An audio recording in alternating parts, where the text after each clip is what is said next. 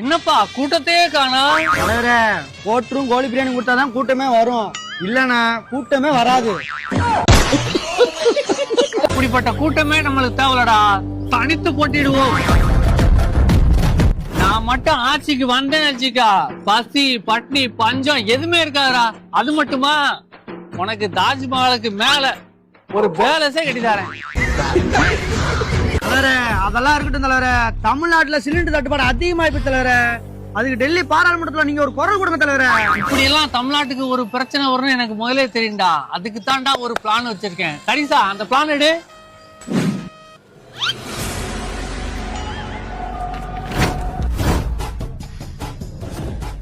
இந்த இருக்கு டெல்லி, இந்த இருக்கு தமிழ்நாடு. நம்ம தமிழ்நாடு வந்து அதால பாதத்துல தொங்கிக்கிட்டு இருக்கு. நம்ம இந்தியாவுக்கு வர சிலிண்டர் எல்லாமே டெல்லியில தான் வந்து இறங்குது.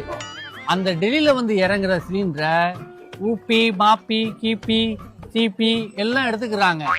நம்மளுக்கு கடைசியில ஒரு கொசுரை தான் அனுப்புறாங்க. அந்த கொசுரை கூட நாங்க எடுத்துக்கிடுவோம். தலைவரே, அப்ப மக்கள் நாங்க என்னதான் செய்யறது? அதுக்கெல்லாம் நீங்க பயப்படாதீங்க. அதுக்கும் என்கிட்ட ஒரு பிளான் இருக்கு. A few moments later. இப்ப நான் என்ன பண்ணிட்டேன், கீழே உள்ள தமிழ்நாட அலேக்கா தூக்கி டெல்லி பக்கத்துல வச்சுட்டேன். இனிமே வர்ற சிலிண்டர் ஃபுல்லா நம்மளுக்கு தான். இனிமே தமிழ்நாட்டுல சிலிண்டர் பஞ்சமே வராது.